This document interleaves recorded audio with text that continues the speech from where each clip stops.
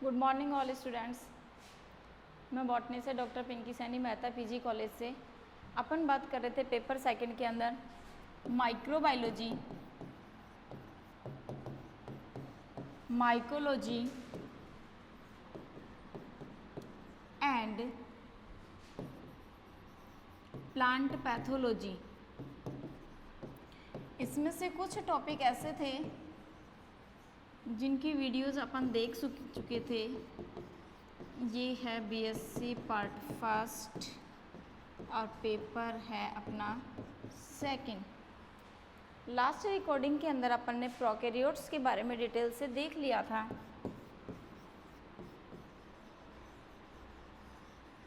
Prokaryotes के बारे में जो है अपन देख चुके थे कि प्रोकैरियोट्स जो होते हैं वो एक कोशिकीय होते हैं और किस प्रकार से जो है किस किस प्रकार की कोशिकाओं से ये बने हुए होते हैं और किस तरीके से ये अपना जीवन यापन करते थे। आज जो है वो अपन चलते हैं नेक्स्ट नए टॉपिक पे, यूकैरियोट्स। यूकैरियोट्स की यूकैरियोट्स का मतलब होता है ऐसे सूक्ष्म जीव जो एक कोशिकीय भी हो सकते हैं और बहुकोशिकीय भी हो सकते हैं। लेकिन सबसे इम्पॉर्टेंट पॉइंट क्या है कि यूकैरियोट्स जो जीव होते हैं इनकी जो सेल्स होती हैं, जो कोशिकाएं होती हैं, ये कोशिकाएं जिन अंग का निर्माण करती हैं, ये कोशिकाएं जिन अंग का निर्माण करती हैं वो सारे अंग क्या होते हैं, डबल मेम्ब्रेन वाले होते हैं। वो सारे अंग कैसे होते हैं, डबल मेम्ब्रेन वाले होते हैं। ये सारे ऑर्गन्स डबल मेम्ब्रेन वाले होते हैं, यानी कि द्विझिल्ली वाले।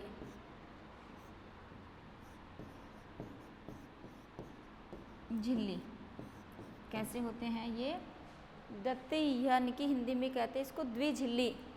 कौन से होते हैं ये, द्विझिल्ली वाले ऑर्गेनल्स होते हैं। इनकी अपन इन द्विझिल्ली की बात करते हैं तो जैसे मैं आपको एक एग्जांपल के तौर पे समझाऊं कि इसमें जो द्विझिल्ली होती है उसके रूप में जाना जाता है, जैसे माइटोकॉन्ड्रिया है, राइबोसोम्स हैं, न्यूक्लियोसोम्स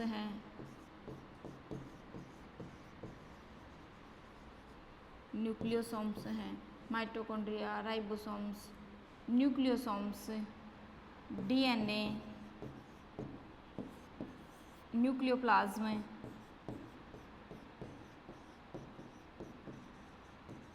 एंडोप्लाज्मिक रेटिकुलम,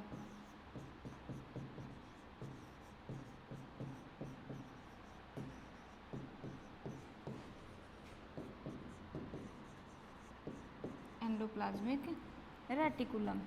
यानी कि ये सारे ऑर्गेनल्स जो हैं, ये सारे अंग जो हैं वो ऐसे होते हैं जिनके ऊपर क्या पाई जाती हैं, डबल मेम्ब्रेन पाई जाती है। यानी कि ये सारे ऑर्गेनल्स डबल मेम्ब्रेन वाले होते हैं। तो आज जो है अपन सबसे पहले एक बार यूकैरियोट्स के बारे में देखते हैं, उसके बाद में अपन आगे इनके टाइप्स के बारे में और ये किस फॉर्मेशन में पाए जाते हैं उनके बारे में अपन डिटेल से बात करते हैं। ये है एक यूकैरियोट्स का डायग्राम। इसको आप ध्यान से देखेंगे तो पता चलेगा कि जो यूकैरियोट्स के अंदर ये जो पाए जाने वाली एंडोप्लाज्मिक रेटिकुलम्स हैं ये भी दो प्रकार की होती हैं। एक एंडोप्लाज्मिक रेटिकुलम जो है वो रफ टाइप की होती है, दूसरी एंडोप्लाज्मिक रेटिकुलम जो है वो स्मूथ टाइप की होती है।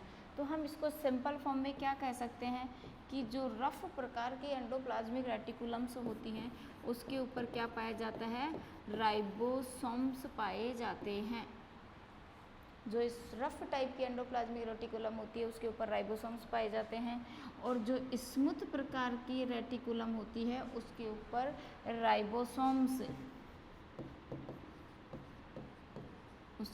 राइबोसोम्स क्या होते हैं, एब्सेंट होते हैं। एब्सेंट होने की वजह से ये क्या होती हैं, स्मूथ होती हैं। तो इन दोनों के फॉर्मेशन के आधार पे हम क्या कह सकते हैं, क्योंकि राइबोसोम्स किसका निर्माण करता है, प्रोटीन का निर्माण करता है। यहाँ राइबोसोम है ही नहीं, इसका मतलब प्रोटीन का फॉर्मेशन नहीं होगा। तो हम क्या कह सकते हैं कि रफ टाइप की एंडोप्लाज्मिक रेटिकुलम प्रोटीन का निर्माण करती है, जबकि स्मूथ टाइप की एंडोप्लाज्मिक रेटिकुलम के ऊपर राइबोसोम एब्सेंट होता है। इसीलिए इसके ऊपर प्रोटीन नहीं, प्रोटीन की जगह क्या पाया जाता है, लिपिड पाया जाता है। प्रोटीन के स्थान पर क्या पाया जाता है, लिपिड पाया जाता है। तो हम इसको दो तरीके से पढ़ सकते हैं। कई बार इसमें क्वेश्चन पूछा जाता है कि रफ एंडोप्लाज्मिक रेटिकुलम रफ या खुरदरी क्यों होती है। तो इसका आंसर होता है कि राइबोसोम्स की उपस्थिति के कारण ही यह क्या होती है, खुरदरी प्रकार की होती है, जबकि स्मूथ टाइप की जो एंडोप्लाज्मिक रेटिकुलम होती है उसके ऊपर कोई राइबोसोम्स नहीं होता, इसलिए वो किसका फॉर्मेशन करती है, लिपिड का फॉर्मेशन करती है। ये तो बात हुई इसकी। बाकी जो है इसके अंदर जैसे माइक्रोफिलामेंट्स हैं, लाइसोसोम्स हैं, माइक्रोट्यूबुल्स हैं, साइटोप्लाज्मा है, इनहेरिटेंस फिलामेंट्स हैं, क्रोमेटिन डीएनए है, न्यूक्लियोलर एनवल्प है, गोल्जी एपरेटस है, माइटोकॉन्ड्रिया हैं, वैक्यूल्स हैं। ये सारे कैसे होते हैं,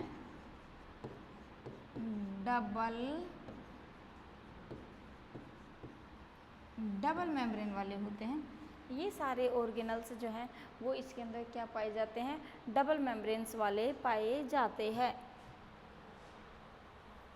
अब अपन बात करते हैं इसके अंदर कौन कौन सी सेल्स होती हैं जो यूकेरियोट्स टाइप्स की होती हैं।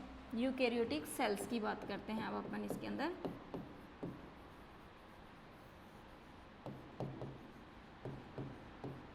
यूकेरियोट सेल्स, यूकेरियोट्स सेल्स की बात करें तो बहुत सारी यूकेरियोटिक सेल्स होती हैं, जैसे एल्गी है, जैसे फंजाई है, जैसे प्रोटोजोआ है, जैसे स्लाइम मोल्ड हैं। ये सारे क्या हैं, यूकेरियोटिक सेल्स होती हैं। तो इसकी अपन बात करें यूकेरियोटिक सेल्स की, तो इसमें नंबर 1 लिखूं, जैसे मैं एल्गा, एल्गा है,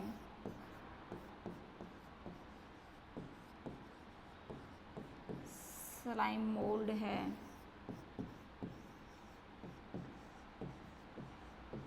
प्रोटोजोआ है। स्लाइम मोल्ड जो है वो एज ए फंजाई के फॉर्मेशन में पाए जाते हैं। एक होते हैं इसके अंदर, फंजाई को भी अपन सेपरेट लिख देते हैं,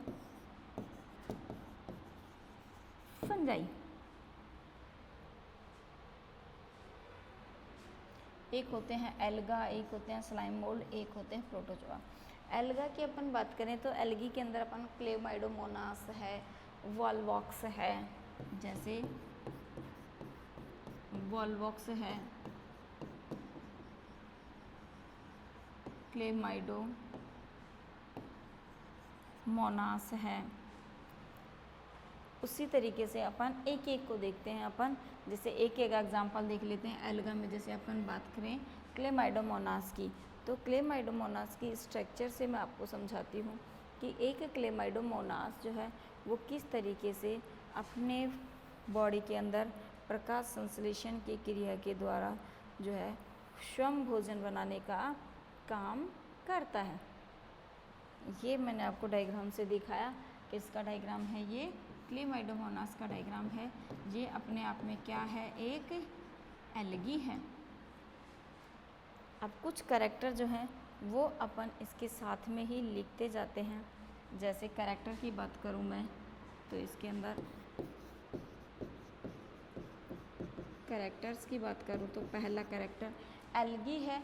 इसका मतलब ये अपना भोजन स्वयं बनाएगी। इसका मतलब कौन सा पिगमेंट इसके अंदर प्रेजेंट होगा, ग्रीन कलर का पिगमेंट इसके अंदर प्रेजेंट होगा। कौन सा, क्लोरोप्लास्ट पिगमेंट। तो पहला पॉइंट क्या होता है कि एल्गी के अंदर पाए जाने वाला पिगमेंट यानी कि वर्णक, एल्गी के अंदर पाए जाने वाला जो पिगमेंट है वो कौन सा प्रेजेंट होगा, क्लोरोप्लास्ट। तो हम क्या कह सकते हैं कि एल्गी के अंदर जो क्लोरोप्लास्ट पिगमेंट है वो पाया जाता है। अब दूसरा पॉइंट, एल्गी है, क्लोरोप्लास्ट पिगमेंट इसके अंदर प्रेजेंट है, इसका मतलब अपना भोजन इसने क्या बनाया, श्वम बनाया। इसका मतलब हम क्या कहेंगे कि एल्गी क्या होती है, स्वपोषी, स्वपोषी, ऑटोट्रोपस।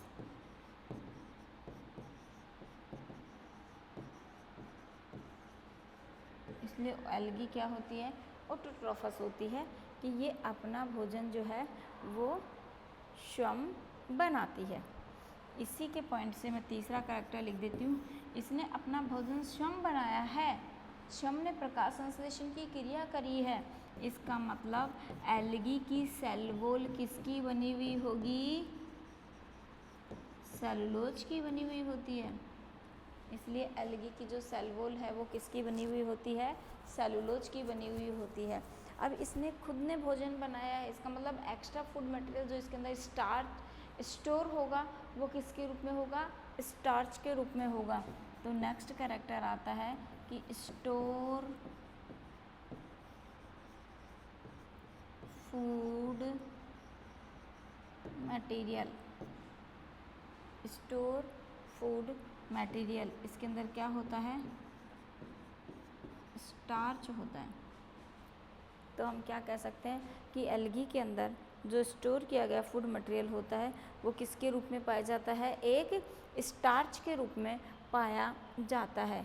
नेक्स्ट पॉइंट की अपन बात करते हैं कि जब इसके अंदर ये ऑटोट्रोपस खुद है, इसकी सेल वॉल जो है वो सेलुलोज की बनी हुई है, फूड मटेरियल जो है वो एक स्टार्च के रूप में स्टोर है। तो अब हम बात कर लेते हैं इसके अंदर जनन की, रिप्रोडक्शन की, कि इसके अंदर रिप्रोडक्शन की क्रिया जो है वो लैंगिक और अलैंगिक दोनों विधियों के द्वारा इसके अंदर जनन की क्रिया होती है। यानी कि लैंगिक व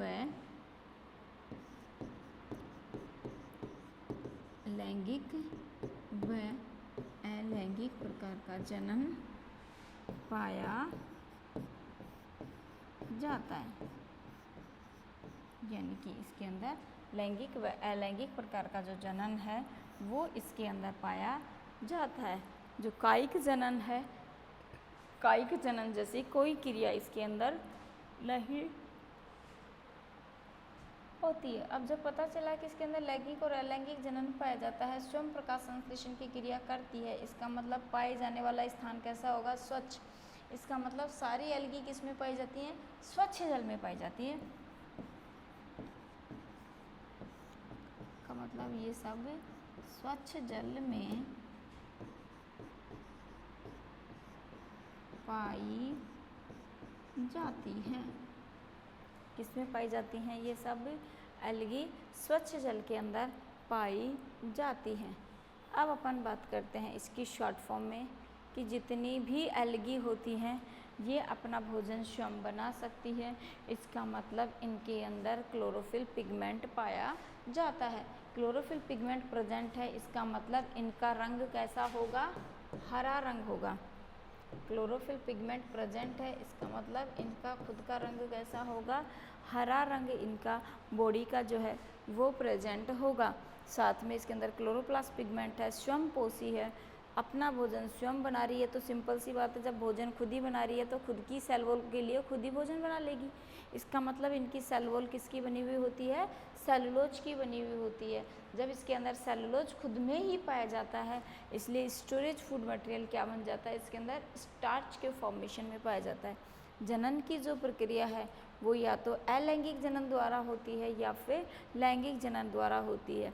एक है किसके अंदर, ये किस में पाई जाएंगी, स्वच्छ जल में पाई जाएंगी।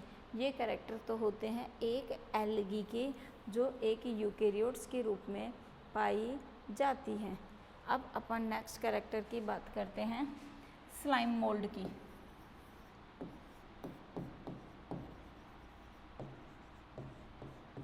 स्लाइम मोल्ड, स्लाइम मोल्ड की अगर हम बात करते हैं तो ये एक तरीके से एक फंगिसाइड्स के जैसे होता है, फंजाई के जैसे ही होता है। आप उसको डायग्राम में देखेंगे कि ये एक फंगिसाइड स्लाइम मोल्ड है। स्लाइम मोल्ड के अंदर इसकी फैन शेप है। Plasmodium of Physarum polycephalum. कौन सा स्लाइम मोल्ड है ये? प्लाज्मोडियम का वर्जन है ये, और इसकी शेप जो है वो किसके समान है? फैन के समान। फैन मानी पंखा। किसके समान शेप है इसकी? पंखा के समान। पंखा की शेप होती है इसकी, पंखा संरचना।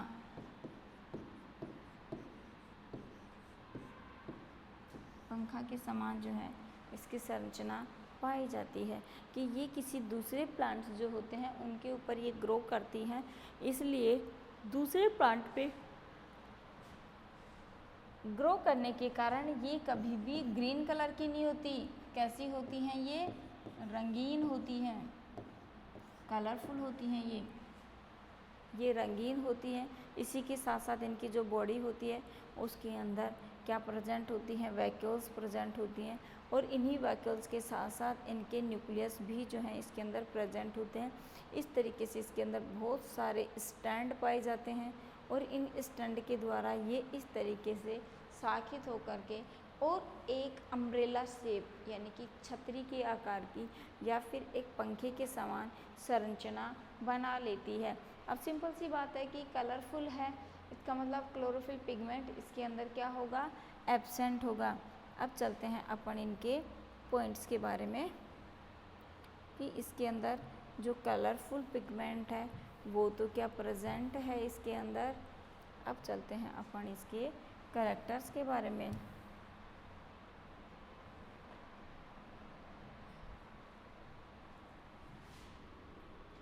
लक्षण। पहला लक्षण हम क्या लिख सकते हैं कि ये किसकी संरचना में पाए जाते हैं? पंखे की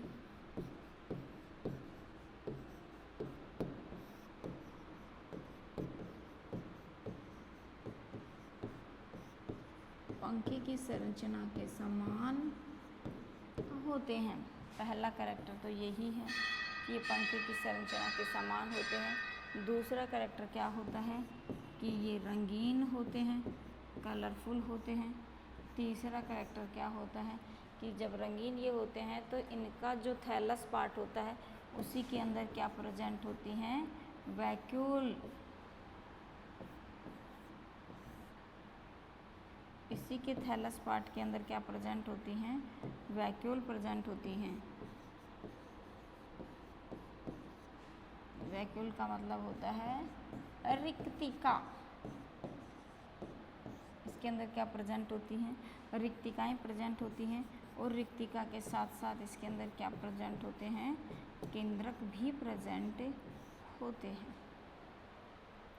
तो बच्चों आज अपन ने ये बात करी कि इसके अंदर जो है ये संरचनाएं प्रेजेंट होती हैं, रंगीन होती हैं, इसलिए ये अपना भोजन जो है वो स्वयं नहीं बना पाती हैं।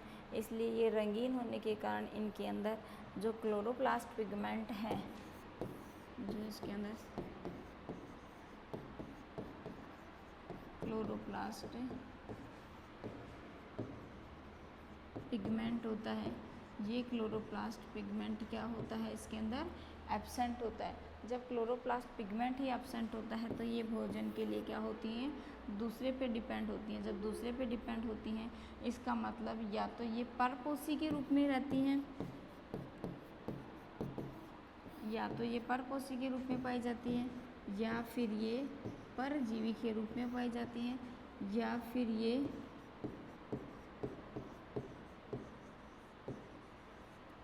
ये किसके रूप में पाई जाती हैं?